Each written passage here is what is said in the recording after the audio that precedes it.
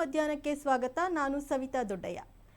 ಇತ್ತೀಚೆಗೆ ನಡೆದ ಚಿಕ್ಕಬಳ್ಳಾಪುರ ಲೋಕಸಭಾ ಕ್ಷೇತ್ರದ ನೂತನ ಸಂಸದ ಕೆ ಸುಧಾಕರ್ ಅವರ ಅಭಿನಂದನಾ ಸಮಾರಂಭದಲ್ಲಿ ಸಾರ್ವಜನಿಕರಿಗೆ ಮದ್ಯ ಹಂಚಿಕೆ ಮಾಡಿದ ಹಿನ್ನೆಲೆ ಬಿಜೆಪಿ ಪಕ್ಷದ 6 ವರ್ಷಗಳ ಉಚ್ಚಾಟನೆಗೆ ತಲೆಬಾಗುತ್ತೇನೆ. ಪಕ್ಷಕ್ಕೆ ಉಂಟಾಗಿರುವ ಮುಜುಗರದ ಹೊಣೆ ನಾನೇ ಹೊರುತ್ತೇನೆ ಎಂದು ಉಚ್ಚಾಟಿತ ನೆಲಮಂಗಲ ತಾಲೂಕು ಅಧ್ಯಕ್ಷ ಜಗದೀಶ್ ಚೌಧರಿ ಪತ್ರಿಕಾಗೋಷ್ಠಿಯಲ್ಲಿ ತಿಳಿಸಿದರು. ದವಸ್ಪೇಟೆ ಪಟ್ಟಣದ ಗಣೇಶ್ ಬಡಾವಣೆಯಲ್ಲಿ ನಡೆದ ಪತ್ರಿಕಾಗೋಷ್ಠಿಯಲ್ಲಿ ಮಾಧ್ಯಮಗಳೊಂದಿಗೆ ಮಾತನಾಡಿದ ಅವರು, ಜುಲೈ 7ರಂದು ಚಿಕ್ಕಬಳ್ಳಾಪುರ ಲೋಕಸಭಾ ಸಂಸದ ಡಾಕ್ಟರ್ ಕೆ ಸುಧಾಕರ್ಗೆ ನಾನು ಮತ್ತು ನಮ್ಮ ಪಕ್ಷದ ಮುಖಂಡರು ಹಾಗೂ ಜೆಡಿಎಸ್ ಮುಖಂಡರು ಸೇರಿ ಒಟ್ಟಿಗೆ ಅಭಿನಂದನಾ ಸಮಾರಂಭ ಆಯೋಜಿಸಿದ್ದೆವು. ಸಾರ್ವಜನಿಕವಾಗಿ ಮದ್ಯ ಹಂಚಿರುವುದು ಅಚಾತುರ್ಯವಾಗಿದೆ. ಬಿಜೆಪಿ ಪಕ್ಷದ ಸಂಸ್ಕೃತಿಯಲ್ಲಿ ಮದ್ಯ ಹಂಚಿಕೆ ಮಾಡಿರುವುದು ಸರಿಯಲ್ಲ. ಅತ್ಯಧಿಕ ಗೆಲುವಿನ ಅಂತರ ತಾಲೂಕಿನಿಂದ ನೀಡಿದ್ದ ಹುಮ್ಮಸ್ಸಿನಲ್ಲಿ ಎಡವಿದ್ದೇವೆ. ಪಕ್ಷಕ್ಕೆ ಮುಜುಗರವಾಗಬಾರದು ಎಂದು ನನ್ನ ತಲೆದಂಡವಾಗಿದೆ. ರಾಜ್ಯಾಧ್ಯಕ್ಷರ ಆದೇಶಕ್ಕೆ ತಲೆಬಾಗುತ್ತೇನೆ. ಆದರೆ ಸರ್ಕಾರ ಮದ್ಯ ವಿತರಿಸಲು ಅನುಮತಿ ನೀಡಿದ ಕಾರಣ ಇಷ್ಟೆಲ್ಲ ಅವಘಡಗಳಿಗೆ ಕಾರಣ. ರಾಜ್ಯ ಕಾಂಗ್ರೆಸ್ ಸರ್ಕಾರ ಆಡಳಿತದ ಒಂದೇ ವರ್ಷದಲ್ಲಿ ಮದ್ಯ ಮಾರಾಟ ಮಾಡುವ ಎಂಎಸ್ಐಎಲ್ಗಳನ್ನು ಮಳಿಗೆ ದ್ವಿಗುಣಗೊಳಿಸಿದೆ. ರಾಜ್ಯ ಸರ್ಕಾರವೇ ಮದ್ಯ ಹಂಚಲು ಅನುಮತಿ ನೀಡಿದೆ. ರಾಜ್ಯ ಸರ್ಕಾರ ಸಂಪೂರ್ಣ ಮದ್ಯ ನಿಷೇಧ ಮಾಡಲಿ. ತಾಲೂಕು ಅಧ್ಯಕ್ಷ ಹುದ್ದೆ ಉಚ್ಚಾಟನೆಯಾಗಿರುವುದು ಬೇಸರವಿಲ್ಲ ಎಂದರು. ರಾಜ್ಯ ಸರ್ಕಾರ ಅನುಮತಿ ನೀಡದೇ ಇದ್ದಿದ್ದರೆ ನಾವು ಮದ್ಯ ಹಂಚುತ್ತಿರಲಿಲ್ಲ. ಇಲಾಖೆ ನನ್ನ ಲೆಟರ್ ಹೆಡ್ ಬಳಸಿಕೊಂಡು ರಾಜ್ಯ ಸರ್ಕಾರಕ್ಕೆ ನೆರವು ನೀಡಿ ನನ್ನ ಬಲಿಪಶು ಮಾಡಿದೆ. ಸೂಕ್ತ ವೇದಿಕೆ ಸಿಕ್ಕಾಗ ಆಂತರಿಕ ಮತ್ತು ಬಾಹ್ಯ ವಿರೋಧಿಗಳಿಗೆ ಎಲ್ಲರಿಗೂ ಉತ್ತರಿಸುತ್ತೇನೆ ಎಂದು ತಿಳಿಸಿದರು. ಕಾರ್ಯಕ್ರಮ ನಡೀತದೆ ಅಂತ ತಗೊಂಡವ್ರೆ. ಆ ಕಾರ್ಯಕ್ರಮಕ್ಕೆ CL5 ಅಂತ ಲೇಸಸ್ ತಗೊಂಡು ಇನ್ನೇನು ಸ್ಟಾಕ್ ಉಳಿದಿತ್ತು ಆ ಸ್ಟಾಕ್ನು ಕೂಡ ನಾವು ನಿನ್ನೆ ಸರ್ಕಾರಕ್ಕೆ ವಾಪಸ್ ಮಾಡಿ ಬಿಲ್ಲನ್ನು ವಾಪಸ್ ತಗೊಂಡಿದ್ದೀವಿ. ಅಲ್ಲೆಲ್ಲಾ ರೀತಿಯಾದ ಕಾರ್ಯಗಳು ಈ ಸರ್ಕಾರಕ್ಕೇನ ನೈತಿಕತೆ ಅಂತ ಇದ್ರೆ ಪರ್ಮಿಷನ್ ಸಾರ್ವಜನಿಕ ಪ್ಲೇಸ್ ಅಲ್ಲಿ ಹೆಂಗ್ ಕೊಟ್ರಿ ಅಂತ ಅವ್ರನ್ನೇ ಕೇಳಿ. ನೀವು ಸಾರ್ವಜನಿಕ ಫಂಕ್ಷನ್ ಮಾಡ್ಬೇಕಾದ್ರೆ ಮಧ್ಯಾಹ್ನ ಕೊಡಕ್ಕೆ ಅಂತ ಹೇಳ್ಬಿಟ್ಟು ಸರ್ಕಾರ ಯಾಕೆ ಪರ್ಮಿಷನ್ ಕೊಡ್ತು? ಇದನ್ನೆಲ್ಲ ಕುತಂತ್ರ ಮಾಡಿ ಇಲ್ಲಿರ್ತಕ್ಕಂಥವರೆಲ್ಲ ಯೋಚನೆ ಮಾಡಿಲ್ಲ, ಈಗ ತಗಲಾಕಿ ಬಿಜೆಪಿ ಕೆಟ್ಟ ಹೆಸರು ತರಲೇಬೇಕು ಅಂತ ಹೇಳಿ ಸರ್ಕಾರನೂ ಕೂಡ ಸೇರಿ ಪರ್ಮಿಷನ್ ಕೊಟ್ಟು ನಮ್ಮ ಈ ಕಡೆ ತಗೊಳಕ್ಕೆ ಪರ್ಮಿಷನ್ ಸಿಗದಲ್ಲೇ ಮಾಡಿದ್ರೆ ಸಂಪೂರ್ಣವಾಗಿ ಭಾರತೀಯ ಜನತಾ ಪಾರ್ಟಿ ತಪ್ಪು ಅಂತ ಹೇಳ್ಬೋದಾಗಿತ್ತು. ಸರ್ಕಾರ ಒಂದೇ ಪರ್ಮಿಷನ್ ಕೊಟ್ಟು ನಮ್ಗೆ ನೀವು ಎಣ್ಣೆ ಮಾರಾಟ ಮಾಡಿ ಅಂತ ಕೊಟ್ಟು ಇಮಿಡಿಯೇಟ್ಲಿ ಅವರು ನಮ್ಮ ಮೇಲೆ ಬಿಜೆಪಿ ಅವ್ರ ಮೇಲೆ ಬಿದ್ರೆ ಈ ಸರ್ಕಾರ ಪರ್ಮಿಷನ್ ಕೊಟ್ಟಿರೋ ಸರ್ಕಾರ ಏನ್ ಮಾಡ್ಬೇಕು? ಪರ್ಮಿಷನ್ ಕೊಟ್ಟಿರ್ತಕ್ಕಂಥ DC ಅವ್ರು ಏನ್ ಮಾಡ್ಬೇಕು ಅಂತಕ್ಕಂಥ ಪ್ರಶ್ನೆ ಮಾಡ್ಬೇಕಾಗ್ತದೆ. ಕಾರ್ಯಕ್ರಮಕ್ಕೆ ಆಯೋಜನೆ ಮನವಿ ಕೊಟ್ಟಾಗ ಯಾವ ಕಾಪಿಲೂ ಕೂಡ ನಾವು ಮದ್ಯ ವಿತರಣೆ ಮಾಡ್ತೀವಿ, ಮದ್ಯ ಐತೆ ಅಂತ ಯಾವ ಲೆಟರ್ಲು ಕೂಡ ನಾನು ಕೊಟ್ಟಿಲ್ಲ. ಅದು ಒಂದ್ ಕಡೆ ನಿಮ್ ಕಡೆಯಿಂದ ತಪ್ಪಾಗುತ್ತಲ್ಲ ಸರ್? ನಾನು ಕೊಟ್ಟಿಲ್ವಲ್ಲ. ಈಗ ಅಲ್ಲಿ ನೀವು ಮನವಿ ಪೊಲೀಸ್ ಇಲಾಖೆ ಮಾತ್ರ ಇತ್ತು. ನಾನು ಹೇಳಿದ್ನಲ್ಲ, ಪೊಲೀಸ್ ಇಲಾಖೆ DYSP ಕೊಡ್ಬೇಕಾದ್ರೆ ಲೆಟರ್ ಸೇರಿಸಿದೀವಿ. ಮಾಂಸಾಹಾರಿ ಸಸ್ಯಾಹಾರಿ ಎಲ್ಲಾ ಊಟಗಳು ಇರ್ತದೆ. ಅದ್ರ ಜೊತೆಗೆ ಮದ್ಯನೂ ಕೂಡ ಇರುತ್ತದೆ. ಮದ್ಯ ಕೊಡ್ತೀವಿ ಅಂತ ನಾನು ಅಟೆಂಡ್ ಮಾಡಿಲ್ಲ. ಯಾಕೆಂದ್ರೆ ಕಾರ್ಯಕ್ರಮ ನಾವೇ ಸುಳ್ಳು ಹೇಳಿ ಪರ್ಮಿಷನ್ ತಗೊಂಡಿಲ್ಲ. ಆ ಕಾರ್ಯಕ್ರಮ ಏನ್ ನಡೀತದೆ, ಕಾರ್ಯಕ್ರಮ ನಡೆಯೋದ್ರಲ್ಲಿ ಏನಿರ್ಬೇಕು ಅಂತಕ್ಕಂಥದ್ದು ಫಸ್ಟೇ ಸರ್ಕಾರಕ್ಕೆ ನಾನು ತಂದಿದ್ದೀನಿ. ಅಲ್ಲಿ ಮದ್ಯ ಇರುತ್ತದೆ ಅಂತ ಮಾಡಿದಾಗ ಅಟ್ಲೀಸ್ಟ್ ಅವ್ರು ಅವಾಗ ಹೇಳ್ಬೇಕಾಗಿತ್ತಿಲ್ಲಪ್ಪ ಈಗ ಕೊಡ್ಬೇಡಿ ಅಂತ ಹೇಳಿದಲ್ಲ.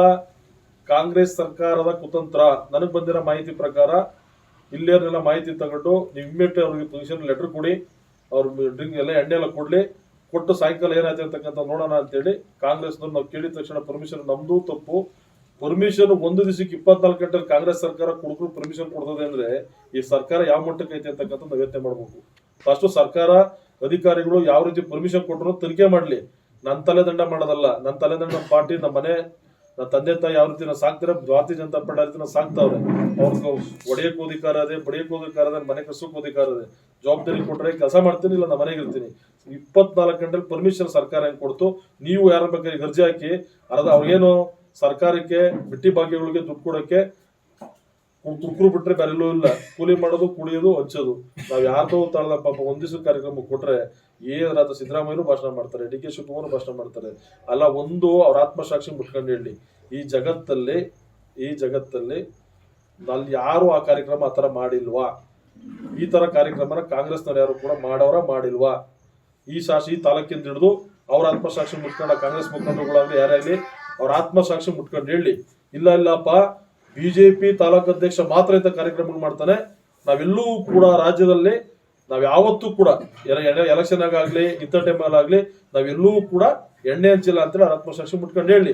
ಅದ್ರ ಜೊತೆಲಿ ಇನ್ನೊಂದು ಮಾತು ನಿಮ್ಗೆ ಮಾಹಿತಿ ಕೊಡೋದೇನಪ್ಪ ಅಂದ್ರೆ, ಇಲ್ಲೇ ನೀವು ಯಾವ್ದು ಎಲೆಕ್ಷನ್ ಚುನಾವಣೆ ಇರಲಿಲ್ಲ ಆಮಿಷ ಒಳಗೆ, ನಾನು ಯಾವ್ದು ಕೂಡ ಚುನಾವಣೆ ಇರಲಿಲ್ಲ. ಈ ಚುನಾವಣೆ ಹಿಂದೆ ಮುಂದೆ ಮಾಡಿಲ್ಲ. ನಾವು ಕಾರ್ಯಕರ್ತರು ಶ್ರಮ ಹಾಕಿದ್ರು, ಆ ಶ್ರಮಕ್ಕೆ ಪ್ರತಿಫಲವಾಗಿ ಅವ್ರಿಗೆಲ್ಲರೂ ಕೂಡ ಕೊಟ್ಟಿದ್ದೀವಿ. ಬಿಟ್ರೆ ನಾವೇನ್ ನಾಳೆ ಇಲ್ಲಿ MLC ಎಲೆಕ್ಷನ್ ಇಲ್ಲ. ಬಿಹಾರ್ ಪೊಲೀಸ್ ಇನ್ಸ್ಪೆಕ್ಟರ್ ಪರೀಕ್ಷೆಯಲ್ಲಿ 3 ತೃತೀಯ ಲಿಂಗಿಗಳು ಉತ್ತೀರ್ಣರಾಗುವ ಮೂಲಕ ಹೊಸ ದಾಖಲೆ ನಿರ್ಮಿಸಿದ್ದಾರೆ. ದೇಶದ ಪೊಲೀಸ್ ಇಲಾಖೆಯಲ್ಲಿ ಇದೇ ಮೊದಲ ಬಾರಿಗೆ ತೃತೀಯ ಲಿಂಗಿಯೊಬ್ಬರು PSI ಆಗಿ ನೇಮಕವಾಗಿದ್ದಾರೆ. ಮಾನ್ವಿ ಮಧು ಕಶ್ಯಪ್ ಪೊಲೀಸ್ ಅಧಿಕಾರಿಯಾದ ಟ್ರಾನ್ಸ್ಜೆಂಡರ್. ಪೊಲೀಸ್ ನೇಮಕಾತಿ ಪರೀಕ್ಷೆಯಲ್ಲಿ 1275 ಹುದ್ದೆಗಳ ಫಲಿತಾಂಶ ಪ್ರಕಟವಾಗಿದ್ದು, ಅದರಲ್ಲಿ 3 ತೃತೀಯ ಲಿಂಗಿಯರು ಆಯ್ಕೆಯಾಗಿದ್ದಾರೆ. ಬಾಗಲ್ಪುರದ ಹಳ್ಳಿಯೊಂದರ ನಿವಾಸಿ ಮಾನ್ವಿ ಮಧು ಕಶ್ಯಪ್ ಅವರು ತೇರ್ಗಡೆಯಾಗಿರುವ ಮೂಲಕ ದೇಶದ ಮೊದಲ ತೃತೀಯ ಲಿಂಗಿಯ ಸಬ್ ಇನ್ಸ್ಪೆಕ್ಟರ್ ಎಂಬ ಖ್ಯಾತಿಗೆ ಪಾತ್ರವಾಗಿದ್ದಾರೆ. मुख्यमंत्री सर को, अपने रेशमा मैम, गरिमा गिरी को और रहमान सर को, सुल्तान सर को ढेर सारा धन्यवाद देना चाहूँगी, क्योंकि इनकी वजह से आज मैं यहाँ तक पहुँच पाई हूँ. और रही संघर्ष की बात, तो बहुत ज़्यादा रहा संघर्ष लाइफ में, क्योंकि एक ट्रांसजेंडर के लिए यहाँ तक आ पाना वो सोच नहीं सकते हैं कोई जल्दी. और मैं यहाँ तक आई हूँ तो कहीं ना कहीं बहुत ज़्यादा संघर्ष रहा है, लेकिन खुशी भी इतनी है कि वो संघर्ष को कब फील नहीं हो रहा है अभी. जब आपने ये कदम उठाया, सोचा कि तैयारी करें, यहाँ पर इंस्टीट्यूट में आई, तो वो कितना मुश्किल था और किस तरह से आप बाकी के स्टूडेंट्स के साथ आप आगे बढ़े? नहीं, इंस्टीट्यूट में जब नहीं आई तो मुश्किल था, क्योंकि जब मैं दूसरे इंस्टीट्यूट गई तो उन्होंने बोला कि नहीं, मैं आपको एडमिशन नहीं दे सकता, यहाँ का माहौल ख़राब होगा. तो मैं बोली, मैं बहुत इंसिस्ट की, मैं बहुत रिक्वेस्ट की, उन्होंने नहीं माना. फिर बोले कि नहीं. तो यहाँ पे नहीं आने के पहले ही मेरा मतलब लाइफ थोड़ा ख़राब था कि मेरे को एजुकेशन चाहिए था, मिल नहीं रहा था. जब से मैं यहाँ पे आई हूँ तब से लाइफ बहुत अच्छा है, और अच्छा मार्गदर्शन सर का, गुरु रहमान सर, मुन्ना सर, सबका मिला, तो मैं आज ये क्रैक कर पाई हूँ. फैमिली के तरफ से किस तरह का सपोर्ट मिला? क्योंकि फैमिली के तरफ से हमेशा सपोर्ट रहा. मम्मी पापा भाई बहन हमेशा साथ रहे, क्योंकि फैमिली के सपोर्ट के बिना कोई नहीं बढ़ सकता, ना तो आप ना तो हम. आज अगर कहीं आप बैठे हैं तो कहीं ना कहीं आपके फैमिली सपोर्टिव है, तभी आप यहाँ पे आके बैठे हैं. तो उसी जस्ट लाइक मेरी भी फैमिली मेरी सपोर्टिव थी, तभी मैं आज आके यहाँ पे बैठ पाई हूँ. कोचिंग के बारे में क्या कहेंगे? क्योंकि रहमान सर ने आउट ऑफ द बॉक्स जाकर आपको यहाँ पर एडमिशन जी, दिया। रहमान सर तो इतिहास बनाए हैं, क्योंकि इतिहास में जब लिखा जाएगा कि 77 साल देश के आज़ादी के बाद अगर बिहार में कोई टीचर ट्रांस को पढ़ाने के लिए तैयार हुए तो वो हमारे गुरुजी थे. और हमारे गुरुजी ने मतलब सच में कि बोलते हैं कि दरोगा मतलब होता है गुरु रहमान सर. तो वो आज 100 नहीं 2000% इन्होंने प्रूव करके दिखाया है. और क्या बोलते हैं, बस इनके लिए मेरा सारा जीत, हमारा सारा क्रेडिट, हमारी सारी मेहनत सब इनका. ಇಂದು ಬೆಳಗಿನಿಂದಲೇ ರಾಜ್ಯದ ವಿವಿಧೆಡೆ ಲೋಕಾಯುಕ್ತ ಅಧಿಕಾರಿಗಳು ಕಾರ್ಯಾಚರಣೆ ಕೈಗೊಂಡಿದ್ದಾರೆ. ಕಲಬುರಗಿ, ಮೈಸೂರು, ದಾವಣಗೆರೆ, ಚಿತ್ರದುರ್ಗ, ಧಾರವಾಡ, ಬೆಳಗಾವಿ ಸೇರಿ 9 ಜಿಲ್ಲೆಗಳ 56 ಕಡೆಗಳಲ್ಲಿ ದಾಳಿ ನಡೆಸಿ ದಾಖಲೆಗಳ ಪರಿಶೀಲನೆ ನಡೆಸುತ್ತಿದ್ದಾರೆ. ಈ ಮೆಗಾ ದಾಳಿಯಲ್ಲಿ 100ಕ್ಕೂ ಹೆಚ್ಚು ಅಧಿಕಾರಿಗಳು ಭಾಗವಹಿಸಿದ್ದಾರೆ. ಧಾರವಾಡ, ಬೆಳಗಾವಿ ನಿರ್ಮಿತಿ ಕೇಂದ್ರದ ಯೋಜನಾಧಿಕಾರಿ ಶಂಕರ್ ಗೌಡ ಮನೆ ಮೇಲೆ ದಾಳಿ ನಡೆದಿದೆ. ಇವರು ಧಾರವಾಡದಲ್ಲಿ 2 ಕಡೆ ಪಿಜಿಗಳನ್ನು ಹೊಂದಿದ್ದಾರೆ. ಕೆಸಿಡಿ ರಸ್ತೆಯ ಸಪ್ತಾಪುರ ಹಾಗೂ ರಾಧಾಕೃಷ್ಣ ನಗರದಲ್ಲಿ ಈ ಪಿಜಿಗಳಿದ್ದು 2 ಸ್ಥಳಗಳಲ್ಲಿಯೂ ಏಕಕಾಲಕ್ಕೆ ದಾಳಿ ನಡೆದಿದೆ. ರಾಮನಗರ ಜಿಲ್ಲೆಯ ಹಾರೋಹಳ್ಳಿ ತಹಶೀಲ್ದಾರ್ ವಿಜಯಣ್ಣ ಅವರಿಗೆ ಸಂಬಂಧಿಸಿದ 6 ಸ್ಥಳಗಳಲ್ಲಿ ದಾಳಿ ನಡೆದಿದೆ. ಚಿಕ್ಕಬಳ್ಳಾಪುರ, ಚಿಂತಾಮಣಿ ಹಾಗೂ ತುಮಕೂರಿನ ತಲಾ 2 ಸ್ಥಳಗಳ, ರಾಮನಗರದ, ಹಾರೋಹಳ್ಳಿ ಹಾಗೂ ಮಂಡ್ಯದ ಒಂದೆಡೆ ದಾಳಿ ನಡೆಸಲಾಗಿದೆ. ವಿಜಯಣ್ಣ ಈ ಮೊದಲು ಕೋಲಾರ ತಹಶೀಲ್ದಾರ್ ಆಗಿದ್ದರು. ಕೋಲಾರ ಲೋಕಾಯುಕ್ತ SP ಉಮೇಶ್ ನೇತೃತ್ವದಲ್ಲಿ ದಾಳಿ ನಡೆದಿದ್ದು ದಾಖಲೆಗಳ ಪರಿಶೀಲನೆ ನಡೆಯುತ್ತಿದೆ. ಕಲಬುರಗಿ BBMP ಕೆಂಗೇರಿ ವಿಭಾಗದ ಕಂದಾಯ ಅಧಿಕಾರಿ ಬಸವರಾಜ್ ಮಾಗಿ ಅವರು ಬೆಂಗಳೂರು ಹಾಗೂ ಕಲಬುರಗಿಯ MB ನಗರದಲ್ಲಿರುವ ನಿವಾಸದ ಮೇಲೆ ದಾಳಿ ನಡೆದಿದೆ. ಬೆಳಗಾವಿ ಜಿಲ್ಲೆ ಪಂಚಾಯತ್ AEE ದೂರದುಂಡೇಶ್ವರ ಬನ್ನೂರ ಅವರಿಗೆ ಸೇರಿದ 4 ಕಡೆಗಳಲ್ಲಿ ಲೋಕಾಯುಕ್ತ ದಾಳಿ ನಡೆದಿದೆ. ಗೋಕಾಕ, ಹೊನ್ನಾಗ, ಹಿಂಡಲಗ ಹಾಗೂ ಎಳ್ಳೂರ ಸೇರಿ 4 ಕಡೆ ದಾಳಿ ನಡೆದಿದೆ. ಗೋಕಾಕದ ನಿವಾಸ, ಹೊನ್ನಗ ಫಾರ್ಮ್ ಹೌಸ್, ಎಳ್ಳೂರ ಮನೆ, ಹಿಂಡಲಗದ ಅಪಾರ್ಟ್ಮೆಂಟ್ಗಳಲ್ಲಿ ದಾಖಲೆ ಪರಿಶೀಲನೆ ನಡೆಯುತ್ತಿದ್ದು 4 ತಿಂಗಳ ಹಿಂದಷ್ಟೇ ಲೋಕಾಯುಕ್ತ ಅಧಿಕಾರಿಗಳು ಮಹದೇವ ಬನ್ನೂರ ಮೇಲೆ ದಾಳಿ ಮಾಡಿದ್ದರು. ಗುತ್ತಿಗೆದಾರರಿಂದ ಹಣಕ್ಕೆ ಬೇಡಿಕೆ ಇಟ್ಟು ಸಿಕ್ಕಿಬಿದ್ದಿದ್ದರು.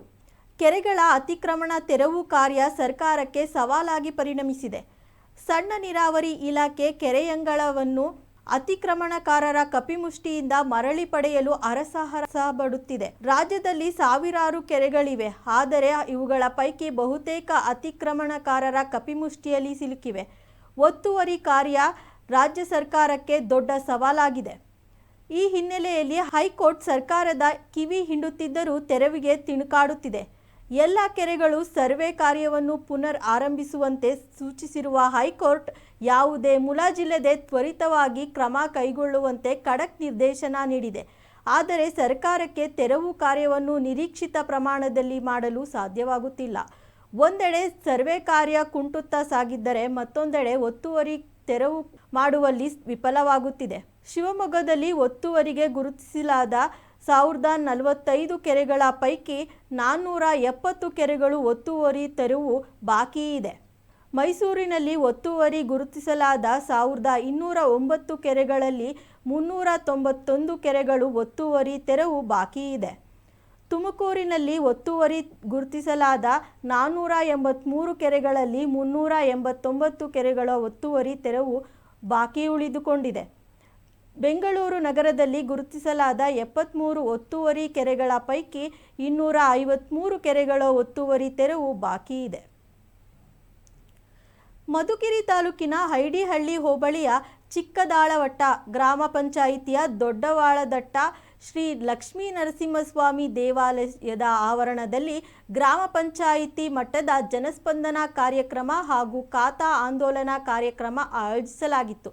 ಮಾನ್ಯ ಗೃಹ ಸಚಿವ ಡಾಕ್ಟರ್ ಜಿ ಪರಮೇಶ್ವರ್ ಮತ್ತು ಕೆಎನ್ ರಾಜಣ್ಣ ಕಾರ್ಯಕ್ರಮದಲ್ಲಿ ಭಾಗವಹಿಸಿ ಸಾರ್ವಜನಿಕರ ಕುಂದುಕೊರತೆಯನ್ನು ಆಲಿಸಿ ಮನವಿ ಪತ್ರವನ್ನು ಪಡೆದರು. ಕೆಲವು ಮನವಿಗಳಿಗೆ ಸ್ಥಳದಲ್ಲಿಯೇ ಪರಿಹಾರ ಕಲ್ಪಿಸಿ ವಿವಿಧ ಯೋಜನೆಗಳ ಫಲಾನುಭವಿಗಳಿಗೆ ಪರಿಹಾರದ ಚೆಕ್ ಮತ್ತು ಆದೇಶ ಪತ್ರವನ್ನು ವಿತರಿಸಲಾಯಿತು. ನಂತರ ಕೆಎನ್ ರಾಜಣ್ಣ ಶ್ರೀ ಲಕ್ಷ್ಮೀ ನರಸಿಂಹಸ್ವಾಮಿ ಜಾತ್ರಾ ಮಹೋತ್ಸವದ ಹಿನ್ನೆಲೆ ಪೂರ್ವಭಾವಿ ಸಭೆಯಲ್ಲಿ ಭಾಗವಹಿಸಿ ಜಾತ್ರೆಯ ಧಾರ್ಮಿಕ ಕಾರ್ಯಕ್ರಮಕ್ಕೆ ಸಕಲ ಸಿದ್ಧತೆ ಬಗ್ಗೆ ಕ್ರಮ ವಹಿಸಿಕೊಳ್ಳಲು ಸೂಚಿಸಿದರು. ಈ ಸಂದರ್ಭದಲ್ಲಿ ಜಿಲ್ಲಾಧಿಕಾರಿ ಶುಭಾ ಕಲ್ಯಾಣ್, ಉಪವಿಭಾಗಾಧಿಕಾರಿ Gooturu Shivappa, tahsildar Sigbatulla, EO Lakshman, BEO Hanumantharayappa, DYSP Ramachandrappa, ಇತರೆ ಅಧಿಕಾರಿಗಳು, ಮುಖಂಡರು ಹಾಗೂ ಸಾರ್ವಜನಿಕರು ಉಪಸ್ಥಿತರಿದ್ದರು. ಕಾರ್ಯಕ್ರಮದಲ್ಲಿ ಬಹಳಷ್ಟು ಅರ್ಜಿಗಳು ಸಲ್ಲಿಸಿದ್ದೀರಿ. ಅದರ ಜೊತೆಯಲ್ಲಿ ಈಗಾಗಲೇ ಫಲಾನುಭವಿಗಳಿಗೂ ಕೂಡ ಸಾಂಕೇತಿಕವಾಗಿ ವಿತರಣೆಯನ್ನ ಮಾಡಿ ತಮ್ಮನ್ನು ಉದ್ದೇಶಿಸಿ ಮಾತನಾಡಿರ್ತಕ್ಕಂಥ ಸನ್ಮಾನ್ಯ ಡಾಕ್ಟರ್ ಜಿ ಪರಮೇಶ್ವರ್ ಅವರೇ, ವೇದಿಕೆಯನ್ನ ಅಲಂಕರಿಸಿರ್ತಕ್ಕಂಥ ಜಿಲ್ಲಾಧಿಕಾರಿಗಳಾಗಿರ್ತಕ್ಕಂಥ ಶ್ರೀಮತಿ ಶುಭಾ ಕಲ್ಯಾಣ್ ರವರೇ, ಅಸಿಸ್ಟೆಂಟ್ ಕಮಿಷನರ್ ಅವರಾಗಿರ್ತಕ್ಕಂಥ ಸನ್ಮಾನ್ಯ ಶಿವಪ್ಪನವರೇ, ಜಿಲ್ಲಾ ಪಂಚಾಯಿತಿಯ ಹಿರಿಯ ಅಧಿಕಾರಿಗಳಾಗಿರ್ತಕ್ಕಂಥ ಸನ್ಮಾನ್ಯ ನರಸಿಂಹಮೂರ್ತಿರವರೇ ಹಾಗೂ ವೇದಿಕೆಯ ಹಿಂಭಾಗ ಆಸೀನರಾಗಿರ್ತಕ್ಕಂಥ ನನ್ನ ಎಲ್ಲ ಮುಖಂಡರುಗಳೇ, ತಹಶೀಲ್ದಾರ್ ಅವರಾಗಿರ್ತಕ್ಕಂಥ ಸಿಗ್ಮತುಲ್ಲಾರವರೇ, ಪೊಲೀಸ್ ಅಧಿಕಾರಿಗಳಾಗಿರ್ತಕ್ಕಂಥ ರಾಮಚಂದ್ರಪ್ಪನವರೇ ಹಾಗೂ ಚಿಕ್ಕದಾಳವಟ್ಟ ಗ್ರಾಮ ಪಂಚಾಯಿತಿಯ ಶ್ರೀಮತಿ ಲಲಿತಮ್ಮನವರೇ ಅಧ್ಯಕ್ಷನಿ, ಉಪಾಧ್ಯಕ್ಷರಾದಂಥ ಆಶಾ ರಾಣಿರವರೇ, ಸದಸ್ಯರುಗಳಾಗಿರ್ತಕ್ಕಂಥ ಶಂಕರ್ ಪ್ರಜ್ವಲ್ ರವರೇ, ಮಂಜುನಾಥ್ ರವರೇ, ನಂಜಪ್ಪನವರೇ, ವೆಂಕಟೇಶ್ ರೆಡ್ಡಿರವರೇ, ಶ್ರೀಮತಿ ಗಂಗಮ್ಮನವರೇ, ಶ್ರೀಮತಿ ಲಕ್ಷ್ಮೀದೇವಿರವರೇ, ಶ್ರೀಮತಿ ನರಸಮ್ಮನವರೇ, ದೊಡ್ಡಪ್ಪನವರೇ, ಭಾಗ್ಯಮ್ಮನವರೇ, ನಾಗರತ್ನಮ್ಮನವರೇ ಮತ್ತು ನರಸಿಂಹಯ್ಯನವರೇ, ನರಸಪ್ಪನವರೇ, ಹನುಮಂತರಾಯಪ್ಪನವರೇ, ಗಂಗಾ ದೇವಮ್ಮರವರೇ, ಚಿಕ್ಕ ನರಸಿಂಹಯ್ಯನವರೇ ಹಾಗೂ ಶ್ರೀಮತಿ ರಾಮಪ್ಪನವರೇ, ಮಾಜಿ ಎಪಿಎಂಸಿ ಅಧ್ಯಕ್ಷರಾಗಿದ್ದಂತಹ ಸನ್ಮಾನ್ಯ ಟಿ ಗೋವಿಂದಪ್ಪನವರೇ ಹಾಗೂ ಶನಿವಾರಂ ರೆಡ್ಡಿರವರೇ, ನಮ್ಮೆಲ್ಲ ಅಧಿಕಾರಿ ವರ್ಗದವರೇ ಮತ್ತು ಈ ಒಂದು ರಾಜ್ಯ ಸರ್ಕಾರ ಆಡಳಿತ ಯಂತ್ರಕ್ಕೆ ಮೇಜರ್ ಸರ್ಜರಿ ಮಾಡಿದ್ದು ಒಟ್ಟು 15 ಮಂದಿ ತಹಶೀಲ್ದಾರ್ 24 ಮಂದಿ PSIಗಳನ್ನು ವರ್ಗಾವಣೆ ಮಾಡಿ ಆದೇಶ ಹೊರಡಿಸಿದೆ. ಇತ್ತೀಚೆಗಷ್ಟೇ IPS ಮತ್ತು IAS ಅಧಿಕಾರಿಗಳನ್ನು ಸರ್ಕಾರ ವರ್ಗಾವಣೆ ಮಾಡಿತ್ತು. ತುಮಕೂರು ಜಿಲ್ಲೆಯ ಸಮಗ್ರ ಅಭಿವೃದ್ಧಿಗೆ ನಾನು ಮತ್ತು ರಾಜಣ್ಣ ಜೋಡೆತ್ತಿನಂತೆ ಕೆಲಸ ಮಾಡುತ್ತೇವೆ ಎಂದು ಗೃಹ ಸಚಿವ ಮತ್ತು ಜಿಲ್ಲಾ ಉಸ್ತುವಾರಿ ಸಚಿವ ಡಾಕ್ಟರ್ ಜಿ ಪರಮೇಶ್ವರ್ ತಿಳಿಸಿದರು. ಮಧುಗಿರಿ ತಾಲೂಕಿನ ಕೊಡಗೇನಹಳ್ಳಿ ಗ್ರಾಮದಲ್ಲಿ ನೂತನ ಪೊಲೀಸ್ ಠಾಣೆಗೆ ಶಂಕುಸ್ಥಾಪನೆ ನೆರವೇರಿಸಿ ಮಾತನಾಡಿದ ಅವರು, ತುಮಕೂರು ಬೆಂಗಳೂರಿಗೆ ಬಹಳಷ್ಟು ಹತ್ತಿರವಿದ್ದು ಈಗಾಗಲೇ ತುಮಕೂರಿಗೆ ಮೆಟ್ರೋ ತರಲು ಶ್ರಮಿಸುತ್ತಿದ್ದೇವೆ. DPR ಕೆಲಸ ಮಾಡಲಾಗುತ್ತಿದೆ. ನಾನು ರಾಜಣ್ಣ ಇಬ್ಬರೂ ಸೇರಿ ತುಮಕೂರು ಗ್ರೇಟರ್ ಬೆಂಗಳೂರು ಆಗುವಂತೆ ತುಮಕೂರನ್ನು ಅಭಿವೃದ್ಧಿ ಮಾಡುತ್ತೇವೆ. ಚಿಕ್ಕನಾಯಕನಹಳ್ಳಿ ತಾಲೂಕು ಸೇರಿ ಮಧುಗಿರಿ ಉಪವಿಭಾಗದ ಮಧುಗಿರಿ, ಪಾವಗಡ, ಕೊರಟಗೆರೆ, ಶಿರಾ 4 ತಾಲೂಕುಗಳಲ್ಲಿ ಬಡತನ ಹೆಚ್ಚು, ಮಳೆ ಕಡಿಮೆ, ಶಿಕ್ಷಣದ ಸವಲತ್ತುಗಳು ಕಡಿಮೆ, ವ್ಯವಸಾಯವೇ ಜೀವನಾಧಾರ, ಕಡಿಮೆ ಮಳೆಯಲ್ಲೇ ಬಿತ್ತನೆ ಚಟುವಟಿಕೆಗಳು ನಡೆಸಬೇಕಾದ ಅನಿವಾರ್ಯತೆ ಇದೆ. ಈ ಭಾಗಕ್ಕೆ ನೀರಾವರಿ ಯೋಜನೆಗಳು ಜಾರಿಯಾಗಬೇಕು. ಎತ್ತಿನಹೊಳೆ ಅಪ್ಪರ್ ಭದ್ರಾ ಯೋಜನೆಯಡಿ ನೀರು ಹರಿಸಬೇಕು. ಈ ವಿಭಾಗಕ್ಕೆ ನೀರು ಬಂದರೆ ರೈತರಿಗೆ ಬಹಳಷ್ಟು ಅನುಕೂಲವಾಗುತ್ತದೆ. 2018-19ರಲ್ಲಿ ನಮ್ಮ ಸರ್ಕಾರ 2300 ಕೋಟಿ ಖರ್ಚು ಮಾಡಿ ಪಾವಗಡಕ್ಕೆ ಅಪ್ಪರ್ ಭದ್ರಾ ಯೋಜನೆ ಜಾರಿಗೊಳಿಸಿ ತುಂಗಭದ್ರಾ ಡ್ಯಾಂ ಮೂಲಕ ನೀರು ಹರಿಸಲು ಕ್ರಮ ಕೈಗೊಳ್ಳಲಾಗಿದೆ. ಇನ್ನು ಎತ್ತಿನಹೊಳೆ ಯೋಜನೆ ಜಾರಿಯಾದರೆ ಉಪವಿಭಾಗದ ತಾಲೂಕುಗಳಿಗೆ ಅನುಕೂಲವಾಗುತ್ತದೆ ಎಂದರು. ಸಹಕಾರ ಸಚಿವ KN ರಾಜಣ್ಣ ಮಾತನಾಡಿ, ನಮ್ಮ ಸರ್ಕಾರ ಅಧಿಕಾರಕ್ಕೆ ಬಂದ ಕೂಡಲೇ ಪ್ರಣಾಳಿಕೆಯಲ್ಲಿ ಹೇಳಿದ 5 ಗ್ಯಾರಂಟಿಗಳನ್ನು ಜಾರಿ ಮಾಡಲಾಗಿದೆ. 58,000 ಕೋಟಿ ಗ್ಯಾರಂಟಿಗಳಿಗೆ ವ್ಯಯವಾಗುತ್ತಿದೆ. ಎಷ್ಟೇ ವ್ಯಯವಾದರೂ ಬಡವರ ಪರ ಯೋಜನೆಗಳನ್ನು ಮುಂದುವರಿಸುತ್ತೇವೆ. ನಮ್ಮದು ನುಡಿದಂತೆ ನಡೆದ ಸರ್ಕಾರ ಎಂದರು. ಈ ಸಂದರ್ಭದಲ್ಲಿ DGP ರಾಮಚಂದ್ರ ರಾವ್, ಕೇಂದ್ರ ವಲಯ IGP ಲಾಹೂರಾಮ್, DC Shubha Kalyan, Hamza Hussain, SP Ashok, NSP Abdul Khader, AC ಗೂಟೂರು Shivappa ಉಪಸ್ಥಿತರಿದ್ದರು. ಈಗಾಗಲೇ ನಾವು 2015ರಲ್ಲಿ ನಾನು ಮೊದಲನೇ ಬಾರಿ ಗೃಹ ಸಚಿವನಾದೆ. ಪೊಲೀಸ್ ಇಲಾಖೆ ಅವತ್ತು ಪೊಲೀಸ್ನವರು ಜೀವನ ಮಾಡೋದನ್ನ ನೋಡಿದಾಗ ಬಹಳ ನೋವಾಯ್ತು ನಮಗೆಲ್ಲ. ಬಹಳ ಚಿಕ್ಕ ಚಿಕ್ಕ ಮನೆಗಳಲ್ಲಿ ಪೊಲೀಸ್ ಲೈನ್ ಅಂತ ಕರೀತಾರೆ. ಒಬ್ಬರೇ ಇಬ್ಬರು ಇರ್ಬೋದು ಅದರಲ್ಲಿ. ಅಂತ ಕಠಿಣ ಪರಿಸ್ಥಿತಿಯಲ್ಲಿ ನಮ್ಮ ಪೊಲೀಸ್ನವರು ಜೀವನ ಮಾಡ್ತಾರೆ ಅಂತೇಳಿ ಪೊಲೀಸ್ ಗೃಹ ಅಂತ ಹೆಸರಿಟ್ಟು ಅದಕ್ಕೊಂದು ಕಾರ್ಯಕ್ರಮ ರೂಪಿಸ್ತು.